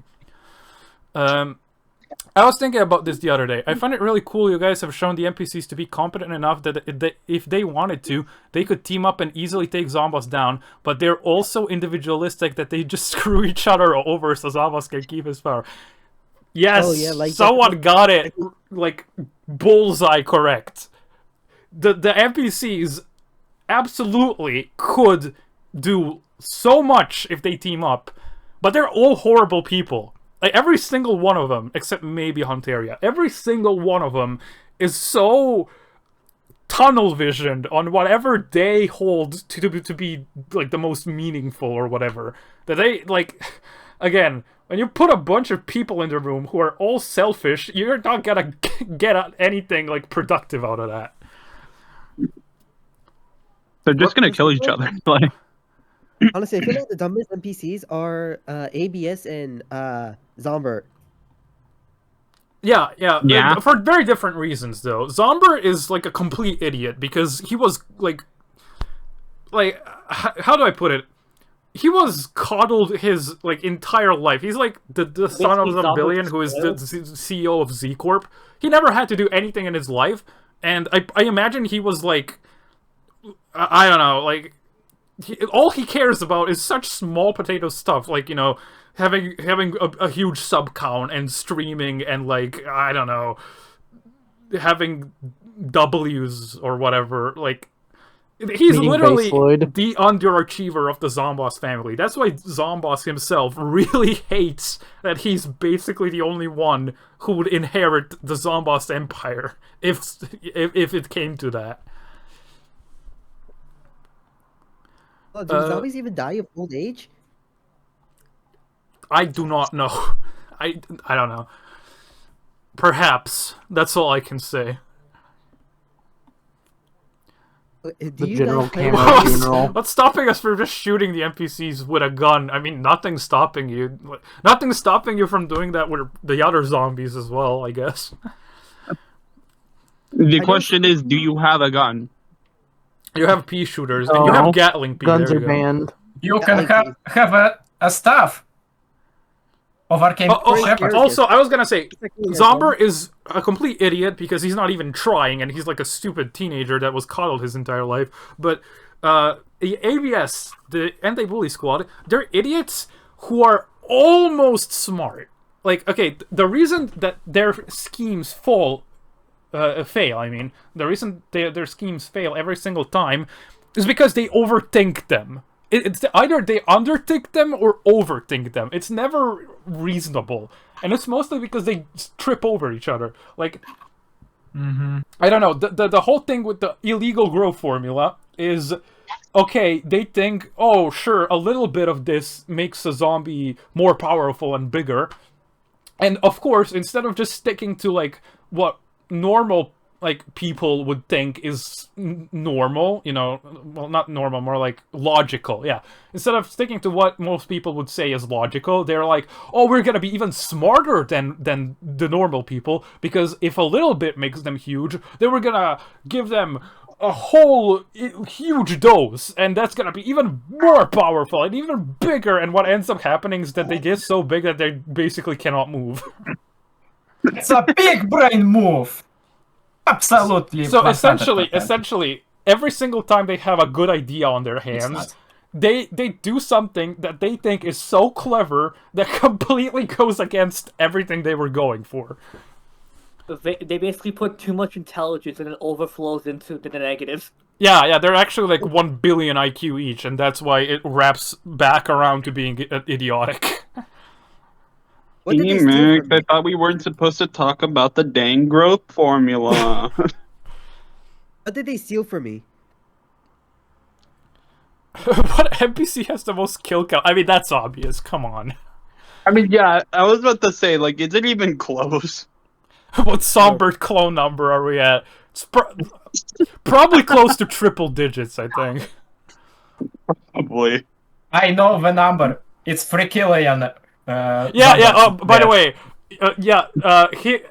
Zomber is like coddled all his life. He's the son of a millionaire and still has less than 5 subs. It just goes to show you how absolutely talentless he is. Sometimes I dip my Zombert in tar and he scream loud as fuck. I know Sweet Pea and Great Zucchini are from Heroes. Do you plan on adding more plants or zombies from Heroes into Reflourished? Maybe. It's always possible. We basically, we never set out with like, oh, we gotta add more Heroes plants or something like that. It's always when we see the opportunity to. Like, the Great Zucchini, I mean, for a circus world, like, are you kidding? Of course that fits. So, you know. We gotta make decisions based on what we feel really fits for what we're going for. I love the Great Zucchini. I don't care who says it's bad, I love him. You will be rewarded for your loyalty. Ow, I'm a zombie. Trust. You will gain a new life. So if we add Zomber and ABS together, would they end up perfectly normal or even stupider? I think that's a combination that the world is not ready to see. Wait, PeaMix, I missed that. Can you Only say that one again? way. I said trust. No, I heard Zomber and something else. ABS. Oh, Okay. If they are together, they might think super hard. They might get one brain cell. I think they might detonate like something that they should not. That sounds like a. They are 4 brain that cells. Sounds, yeah, that they sounds are like 4 brain cells fighting for 5th place. Like that sounds like a very bad combo. Did PeaMix come up with all the ideas for the Collisionist Carnival Act 2 specials? Yes, in fact. I have, for the most part. Oh boy, okay. Are we gonna get into it now? I think we should. Alright. So I think it's doable. Let's start off with the specials as the question asked. Right. So which ones do we have? We have in terms of the new ones, like okay, we have Magician and Carney Cannon from Vanilla, but in terms of new ones, we have Magic Mirror, we have Funhouse Mirror, we have Prankster, and Music Box. Prankster? Right. In terms of Prankster and Music Box, those two were ideas from the very, very beginning. Like, basically from the very, very beginning. I knew instantly when we were gonna start working on the world, okay, yeah, we gotta have these two. But for very different reasons than what we ended up with. Alright. So let me get a little bit into development history of Collisionist Carnival. It was very tough to find a world gimmick for it that worked. Because the original world gimmick, some of you may know this, proved to be very bad for development. That original gimmick was gonna be Trample Imps, which are imps that are like trampolines and like fling zombies around. And the idea with those was gonna be that you would make patterns in levels where you essentially have zombies that ricochet off of one trampoline to another, to another, to another, and they kind of like basically end up with these convoluted paths around the level. That was the idea. The reason there were imps is because, of course, there was no hard code. You would have to make them into like some kind of variant of breakdancer or something. That proved way too demanding in terms of everything. It would just be janky as all hell, so we decided not to do it. And I'm very glad that we didn't, because every single like Backyard Big Top iteration that we've seen used trampolines as the gimmick, and we ended up saying to each other like, okay, we were glad we did just go for what everyone else is doing. We eventually ended up with tarot cards because, again, I wanted some kind of unpredictability in the gimmick itself. But while things were still being trample imps, there was the obvious question of like, okay, well, we're not gonna be using Grinder Head because Armor 4s are for expansions. And then the question was, okay, well, how do we use monkeys without Grinder Heads? And that's originally what Music Box was gonna be for. Music Box was gonna be a monkey chicken wrangler. That was the entirety of the original idea. She was a way for monkeys to appear without, Grinder Head to appear. Until we found out that we could use our world gimmicks to both feature Grinder Head and monkeys. And once we did that for Act 1, we had to rethink, okay, well, she can't just be a monkey chicken wrangler now because that's boring. And we also need a tanky zombie for Collisionist Carnival. We need to find some kind of new mechanic for her. I don't even remember the original idea, but I don't think she was always meant to be an animatronic, or at least was supposed to be more robotic or something. But whatevs really wanted to lean into that like creepy carnival puppet look, like almost a marionette, that had monkeys inside. So that was kind of an interesting idea to take it. And for a while we knew, okay, we wanted to make her kind of like an animatronic that was controlled by monkeys from the inside. And when she dies, she releases those monkeys. That idea was there for a while. Only after we got some progress done on Act 1, and we figured that, now that more progress has been done on PvZ2 modding as a whole, we could do a lot more than we originally were planning for. We figured, Music Box has to have some kind of ability. besides the monkey spawning. Otherwise, she would just be boring. And we already like had concepts for her and everything, and we really liked the concept. So we brainstormed a bunch of possible gimmicks for her. One of the gimmicks that almost got in was that she would attract zombies to her lane like sweet potato. That was a very interesting gimmick, and it would have played with the tarot cards because most of them have splash. But the reason I didn't want to really go for it in the end is because I think that, like, if she would to do that, she would have to be fast, and I wanted her to be tanky because the world doesn't really have many tanky zombies. And also, that would kind of just, like, it would kind of trivialize a lot of strategies that you would do in Collisionist Carnival to make your life easier, because this zombie technically would make life easier for you. So there were just kind of like conflicting aspects of it that I wasn't happy with. So eventually I just settled on the mechanic of, let's make, let's just do the logical thing. She produces music. What other zombie produces music in the game? Well, you have Piano Zombie, Boombox. And you have Zombie. Boombox. Yeah. So Boombox, with his music, charms plants. Why wouldn't she charm plants? And it also kind of tied everything together because she could be a tankier threat, still not that fast, but play into what Collisionist Carnival is all about at the end of the day, which is a bunch of individual threats that aren't too bad on their own, but if left unattended, they will snowball and just become very hard to manage. She's exactly that kind of threat with this ability, because when she's in the back lines, I mean, like, to the right of the lawn, she's not really a threat because you don't have many plants there. But if you let her get into your defenses, that's where problems are gonna arise, especially when she gets comboed with other zombies. So that's kind of like the trajectory of that special, and that's just one special.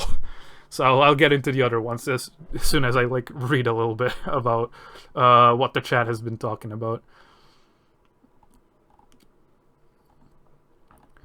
Oh boy, I missed a lot. Okay, here's one I'm gonna take real quick because it's very quick. Were the prankster and music doll teasers in the Rift Road Dev Diary intentional, or was it accidental? It was not intentional. That was actually slipped past us. We didn't see it until after the fact, when the video was already up on YouTube, and we're like, oh, well, that's funny. Yeah, it's a good thing that the background was blurred, because it ended up kind of being a nice little teaser instead of just like, oops, leak. Yeah. Okay, I don't know if this was answered, but what was the thought process behind Rift Road? Why'd you guys go for a Rift-style epic quest, and why is it so long what remains an epic quest? Was there plans for it to be a premium quest? I've talked about all of this already. It's gonna be on YouTube, so you can go back and see what I said about all of that. Okay, is there any epic realms coming soon? I'm not gonna answer that. I don't think we can really confirm that. Yeah, I'm not gonna answer that. Will premium questumes get custom background? Imagine like Flameweed or the Assault Airspace stuff, I'm presuming. Perhaps. I don't know. Will there be more types of custom borders, like the purple or the gold? Again, I do not know. What main inspirations were for all the CC Act 2 specials? Yes, let me get back to that. Okay. The other one. The big grinning bastard in the room. Mr. Prankster himself. How did he come to be? Alright. Well, let's start from the very beginning. I wanted this to have a very heavy emphasis on being a creepy circus. It's not just a circus. It's not just a carnival. It's a creepy carnival, you know? It's kind of like a soft horror world, like, ooh. And that's like the actual vibe that all of us liked for Collisionist Carnival. That's why we all were so adamant to like start working on it. Because early on, when we were thinking, if we ever do a carnival world, like, it was probably just be kind of boring, because, like, I'm like, yeah, it's a circus, whatever. But since we got this idea of it being a creepy carnival and a creepy circus, a lot of ideas popped from that, because, like, that's a very interesting location to be in as a whole world, and you could kind of do a lot of spoofs of other horror-related media, because, you know, people being scared of clowns and circuses in general being kind of like spooky, especially abandoned ones, it's like a whole trope. But it's a very fun trope that all of us like. And of course, you know, the thought came to me like, okay, well, you're in a carnival and it's filled with zombies. Like, that alone, that kind of just juxtaposition of something fun with something kind of like creepy, because like zombies in PvZ aren't creepy, but usually in other media, zombies are kind of like, ooh, kind of spooky, like creatures that want to kill you. It's kind of like a juxtaposition. Like, you have this fun thing, and you have this kind of like undead, you know, dangerous thing. So the creepy carnival vibe was kind of natural. So when we decided, okay, it's gonna be a creepy carnival, and there's a lot of we could do with there, I had the idea of those posters. Oh, like actual real life posters from the 1930s of circuses were bizarre. They were strange. I was looking them up, and I was genuinely shocked to see some of them. And I thought to the dev team, like, hey, wouldn't it really be fun if we did our own like take on all of this? Because, like, I mean, it's technically historically accurate. Like, you could make such bizarre, unhinged posters for this world, and everyone liked that idea. And it just so happened that one of the posters that we took as reference, a real-life poster, had a clown laughing about throwing dynamite at someone. And that was all that was meant to be. I just sent that poster as a reference, and one of our devs, Radiku, drew that poster as like a real Skeleton's Carnival poster as a concept. And he drew that clown throwing dynamite stick as like a zombie clown with a big grin. And I just thought to myself, well, that has to be a special. Like, come on, this is perfect. Like, it's pitch perfect for the world. And because, you know, at that point we were planning around making zombies around what is not, around what is allowed to do in the game with the technology we had at the time. So technically you could just do an octo zombie that throws something that damages plants. And I was thinking, okay, yeah, this is doable. It fits the world. And I mean, it's really cool. And from there on, I was like, okay, prankster zombie. And yes, that's exactly the poster I'm talking about. Thank you, Pesto. That is exactly the poster I'm talking about. And I was thinking to myself, like, okay, well, let's do it as, like, the prankster, because, I mean, big part of why the Collisions Carnival is like it is, besides everything that I've talked about, is you might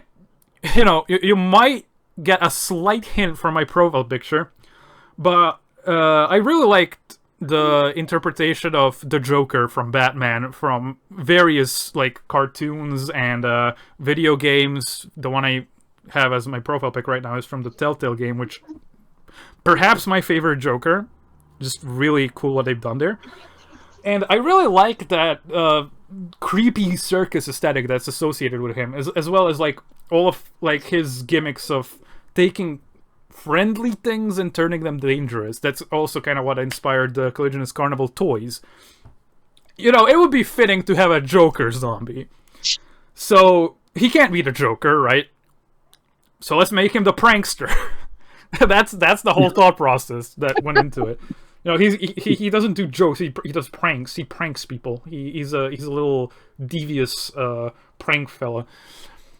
So there were a lot of ideas that came from that. Originally, here was just meant to be throwing dynamite. But as we got access to more advanced technology, I figured I could push the concept further. Again, because he's meant to kind of be like a zombie that, once again, follows the formula of Collisions Carnival, which is you either take him out quickly or he becomes a threat. I knew early on, okay, he's gonna be like Boombox in that he gets to column 6, and then he messes you up. I had that idea of him prioritizing sun cost, because I thought to myself, oh yeah, we really gotta make people hate this guy. We really gotta make him punchable.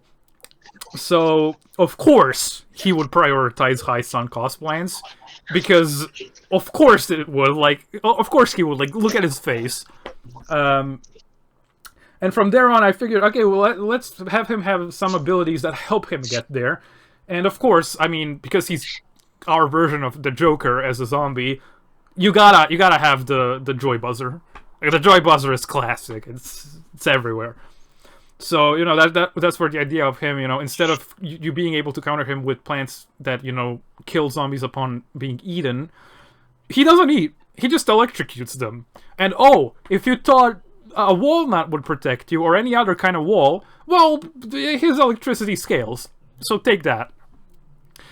Again, he's the kind of zombie that we wanted people to look at and think like, okay, whatever, I'll just deal with him.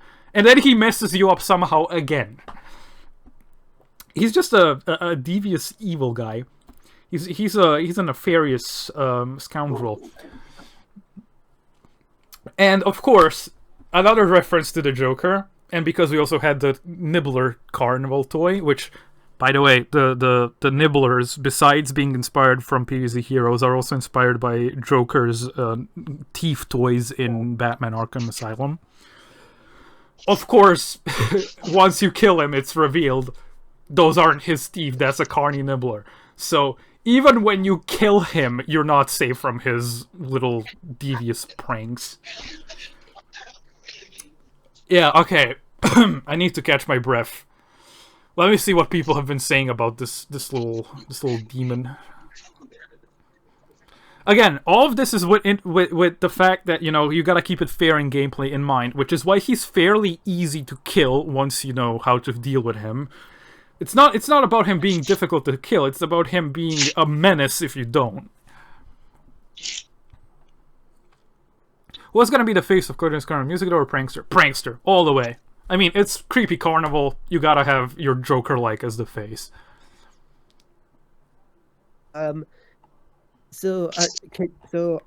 Is Lunar Rainbow Market the? I know it's the collab, but is that confirmed to be the next update? And if so, I have a follow-up question for that. All right, sure. While I'm taking a little bit of a break, Mr. John Reflourished can talk about that. So that is planned to be the next update. It's going to be the next update. Yeah. Okay, is it going to be a quest or is it going to be a realm? Can you say that or no? Mr. PeaMix, can I say the answer to that question? Sorry, I wasn't listening. They asked if it's going to be a quest or a realm. It will be something. It will be a thing. So that's Yes. It's going to be an area that you can find in the game.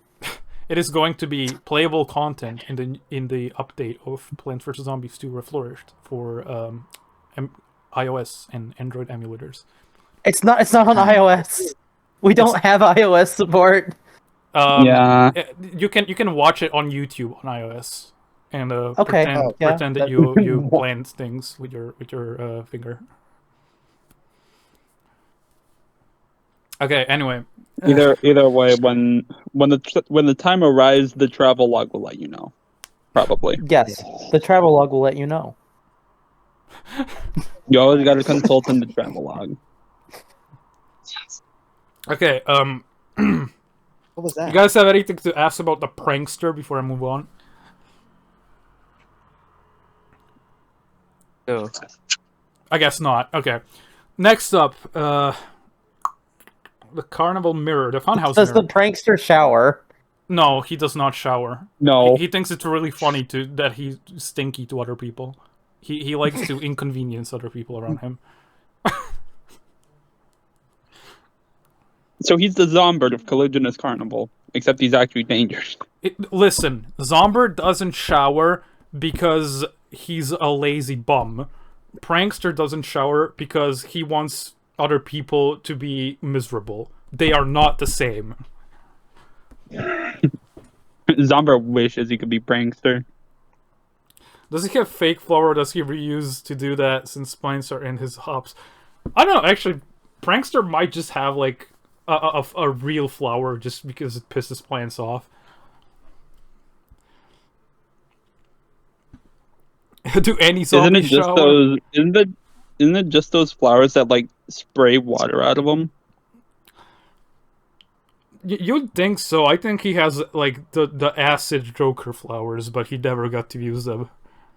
I think Prankster just has like a whole like every single part of his outfit is some kind of prank-inducing thing. It's just that you see the joy buzzer in the teeth. That guy is all about causing misery to other people, and plants especially. Was Prankster based off of Trickster from Heroes? No, he's based off the Joker from the Batman mythos. Okay. Although he does have similarities to the Trickster, I suppose.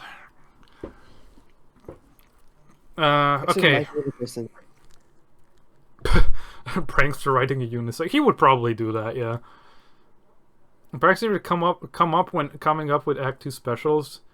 Well, he was like again. I kind of described it. His whole thing came from a real life circus poster that was being discussed at the very beginning of Collision's Carnival production.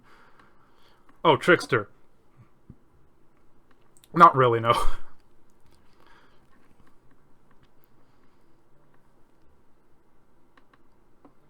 Imagine you had to tell the animation team to animate him with a unicycle. I think they would kill you.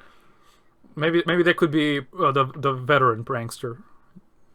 Veteran prankster. I think they would still kill people. You're not the boss. No. Veteran prankster, no.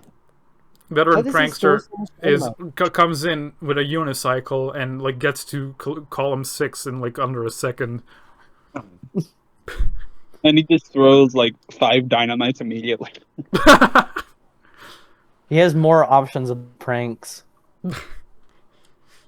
What he can use those little flowers. He sprays acid from those flowers, and he creates acid tiles that kill anything on top of them, and they're like the rock puncher tiles. Yeah, that's a good idea. We should actually add that. Yeah, the game would go viral. Yeah. Where does the prankster get the dynamite from? Where does he? I mean, didn't you see him in game? Like, it's kind of obvious. Like, just look at what he does. Yeah, Kaboom. Yes, prankster. Kaboom. Does he just keep a dynamite stored in his stomach? What's the nutritional value of dynamite? 2,000 calories. Do you think there's other zombies who eat dynamite sticks only to throw them up? Do you think that's just like a prankster thing? That's just a prankster thing. It's a part of his pranks. It's a prankster prank. I feel like other zombies would try to imitate it, but no avail. Explosive consequences. I have a feeling someone else would probably be able to do it. Perhaps. Which one? Which one? Zombert. One way to find out. Only one way to find out. I'm guaranteeing Zombert would do it because he's probably stupid enough to not know it's dynamite. I think it's some kind of like ancient probably technique. To escape confinement. I think it's some kind of ancient technique that you have to like learn and train yourself in to be able to like eat and like throw up dynamite. Yeah, they learned it from the Egyptians. What do you? Yeah, they study under Tomb Raiser. Okay, Funhouse Mirror, right? Funhouse Mirror. She is the last actually added and conceptualized special for Collisionist Carnival Act 2.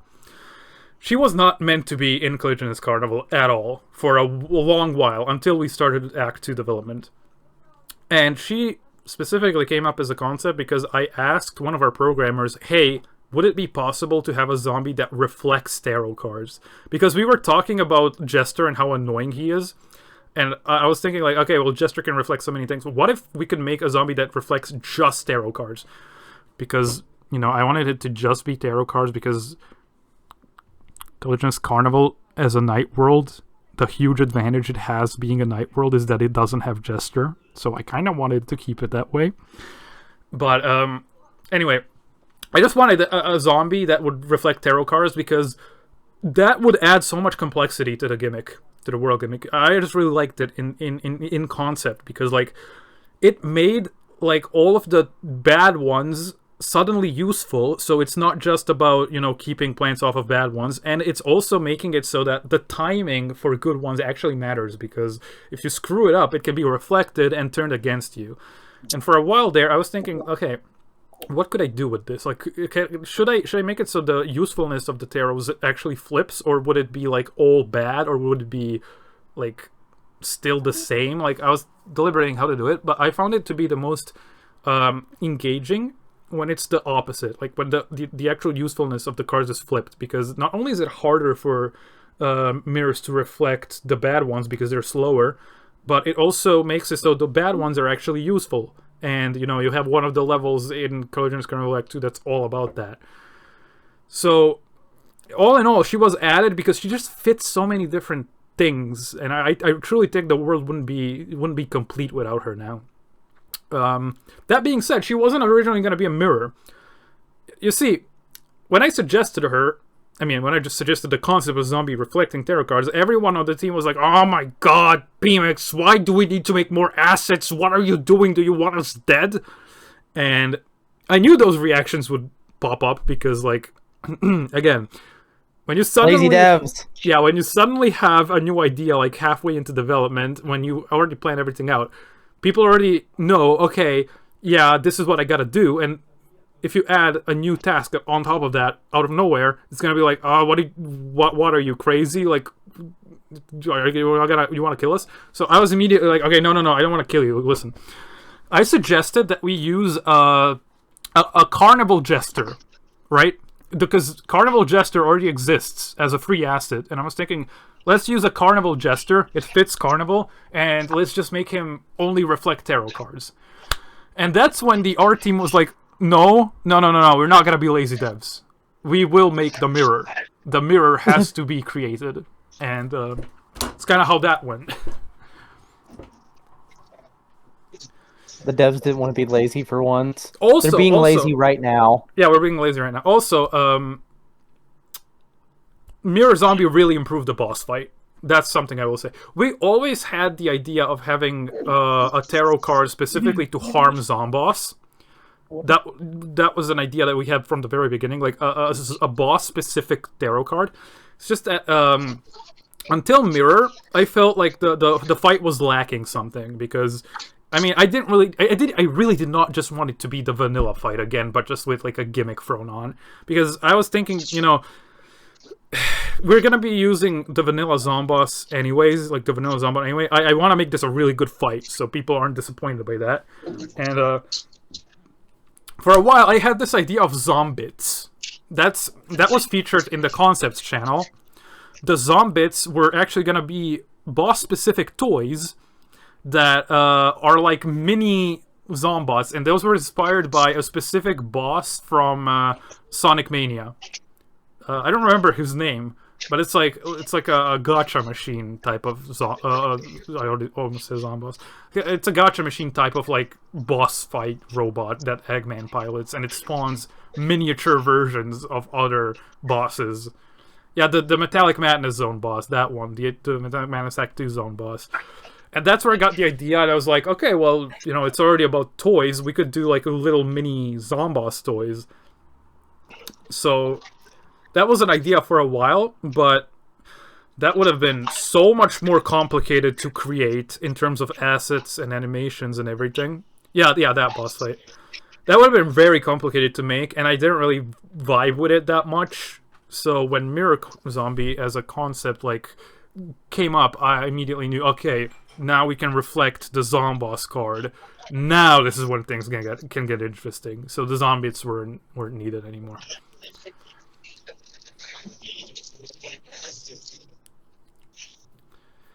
That's basically everything in terms of the current Collision's Carnival 2 special. I can talk a bit about Magician and Carney Cannon, but first I want to let other people speak and ask questions. I still think, like... I can wait. I was gonna say, I still think like the reverse tarot effects were some of the coolest concepts I've seen, like, since joining the team. Especially reverse plant food. Yeah, that was funny. Taking a plant food directly from your reserve was really cool to see. What I really wanted to achieve with that is, like, again, to me, game design is at its best when it's using simple concepts to promote complex gameplay. Because we could have done so many things that would complicate the gameplay that were complex on their own, but I really like that it's just one interaction that changes the vibe of the entire thing. That's what I really like. Because all that was added to the equation is tarot cards can get reflected. That's it. And just from that simple interaction, so many complex things can happen in the world. So many Mirror alone flips it on its head. Yeah, so many goofy interactions are possible. And that's what I really like. Because one thing I wanted to achieve with this world, besides all of the unease and kind of like unpredictability, what I really wanted to achieve is that, you know, perhaps it doesn't have to happen on every playthrough, but every once in a while, some of the components of the world interact with each other in such a way that it basically creates video game slapstick. Like, you could have such stupid things happen. You could have a freeze card that gets reflected, and then you have a mirror hypnotized on your side, which then gets reflected back, and it goes infinitely until one of them dies. Then it gets reflected again, and it like freezes one of your I don't know, one of your citrons just before it fires, and then a Jack-in-the-Box blows up, and now the citron doesn't do anything. Like, there's so many stupid things that can happen in order that it's just really funny. Like, I don't know, another example that's also really funny that could possibly happen is, like, oh yeah, that gif is really funny. But, you know, besides mirrors constantly flipping each other on their head, like, for example, let's say you have a very dangerous zombie that you want to block with a toll nut. And, okay, you block it with a toll nut, but then a teddy bear appears on the other side of the lawn, pushes all your plants, activates a Sun Tarot card, and because that Sun Tarot activated while a mirror is in front of the toll nut gets destroyed and turned into sun, and suddenly something else was able to pass through. Like, again, just ridiculous levels of convolution can happen. Or, I don't know, something that's also really funny. You could have a bad tarot card, like a grinder head card, and like you don't open it. But then a carnival cannon like summons a carnival cannon imp right in front of that card, and a teddy bear pushes plants at the exact same time, so the card activates and turns that guy into a grinder head. Like, if that's not video game slapstick, I don't know what is. Did you guys make a Teddy to torture flag zombie? Actually, no, but that's a funny side effect. That's a funny byproduct. I talked earlier on. I talked earlier on about why I created the Teddy. It's specifically to create situations where plants get pushed on top of bad tarot cards, so that the world actually fights against you when you try to like carve out holes in your defense to not use them. So that, you know, suddenly a teddy bear appears and suddenly pushes things so that that card gets activated, and then you have to figure out what to do.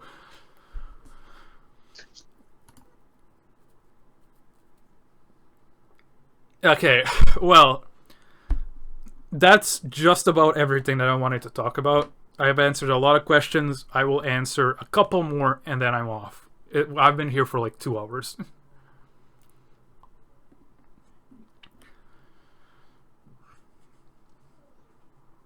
How come there wasn't a tarot card version of Tile Turnip? You have 2!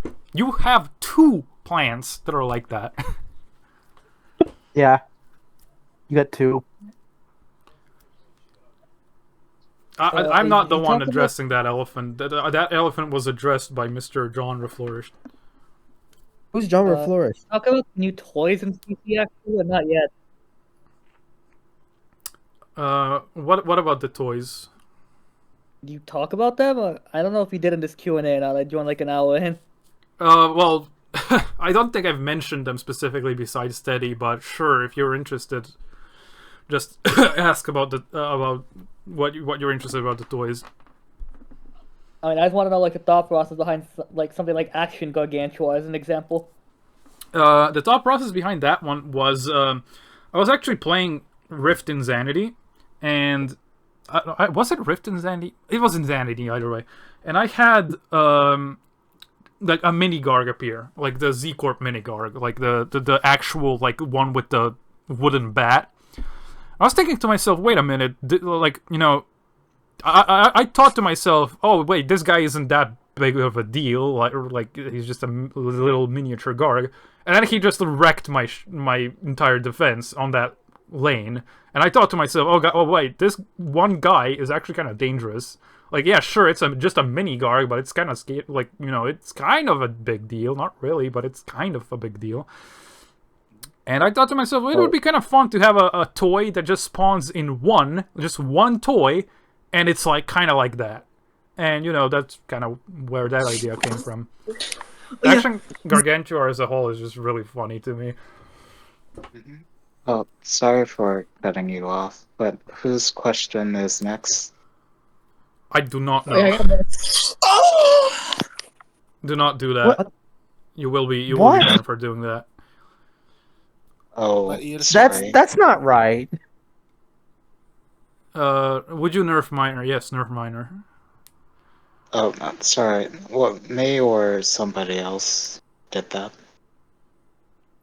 Honestly, don't know if this was intentionally unanswered, but I'll ask one more time. So we saw Zomber change costumes. Does that mean we'll see more NPC costumes changes in coming events? I don't know. Perhaps. That's all I can say. I would just say look at whatevs' message. Yeah. That's simple. Who the fuck is doing? Can someone mute soundboard? that guy? Kick them? Who ban is them? doing that? It's Happy King. Okay. Did he just get kicked? Yeah. Good. Yeah. Good. I'm not gonna be editing the video to remove that. I'm not re-rendering all of that. Oh my goodness. So if I get demonetized, well, now you know why. Jesus Christ. What a jabs. Okay, well, right, about the other toys, what else we have the nose toy, right? Yeah. The nose toy was actually concepted before we decided to have Sniffer actually appear in the Rift Road. That was kind of our way to make Sniffer actually be in the game. Because we didn't think we would actually make him, you know, appear in Rift Road, and we were thinking like, you know, the Sniffer, even though he's a joke, like he's a joke character, he's kind of like interesting in a gameplay sense. Like, he doesn't do anything, it's just a health sponge, but that's also kind of something you can use in levels, and it's kind of, you know, kind of cool. So the whole toy idea for it was, okay, you had a bunch of like health sponges that appear suddenly, and it's kind of similar.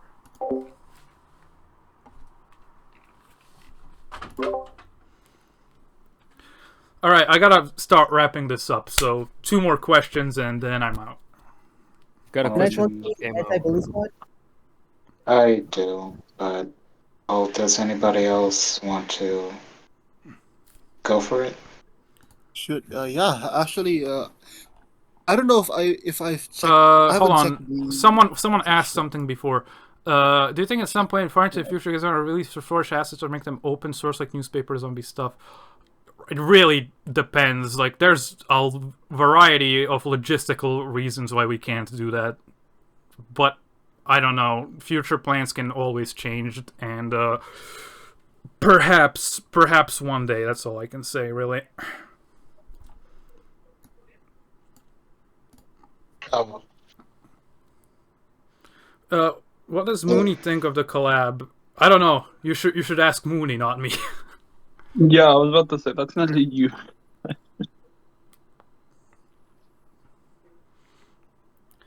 Something happened with the second Zomboss battle on Neon Mixtape. Replayed the game, and when we were playing the expansion, the boss didn't spawn the golf punk. These are not the questions for bugs, so I can't really answer that. Like, you probably should ask that in feedback, not Yeah, here. probably should ask that in feedback.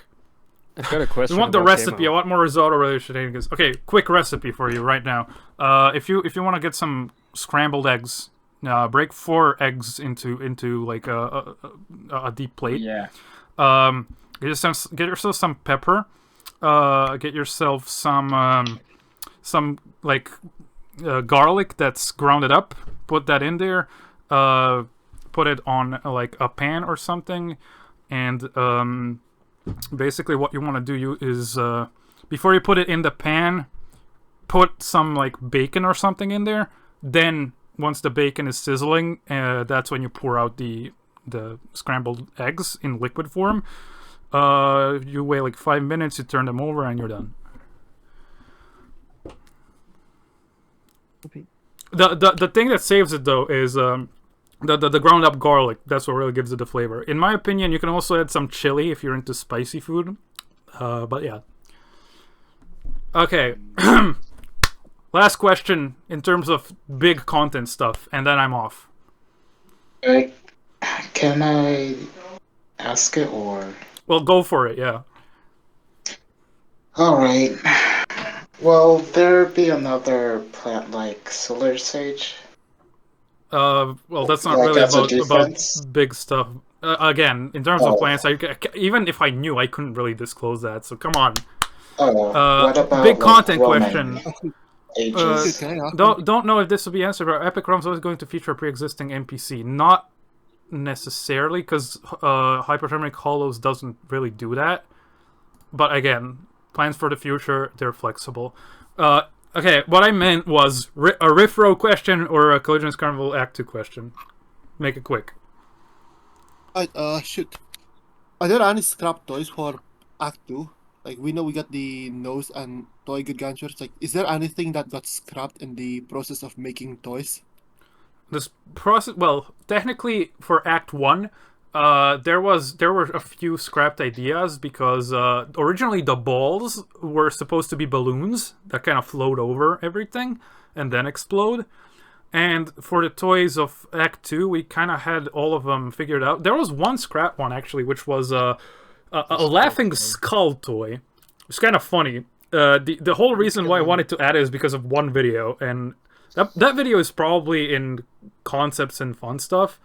But basically, it was just a toy of a laughing skull who was kind of like maniacally like laughing, and it was moving around so chaotically that it just like basically fell off, and that gave me the idea of like what if there's a toy of like laughing skulls that like bounce around because they're laughing, and then they kind of like push zombies into other lanes.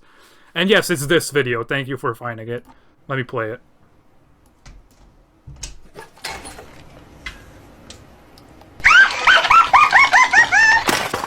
So imagine that pushing around other zombies, basically being mini consultants, mini Z-Corp consultants. The reason it was scrapped is because it wasn't really that much of a toy, and also it would be just way too much to have zombies in Collisions Carnival constantly changing lanes. Like, on top of everything else, that would have been too much. Anyway, this was another instance of talking with the voices, so thanks everyone for tuning in. I may remain here for a little bit longer, but I will just use text because my voice is completely drained, and this is everything that's gonna be featured on YouTube. And for everyone who was on YouTube watching this, thank you for watching. I really appreciate if you made it all the way up to here. And well, until next time, see ya. Bye-bye.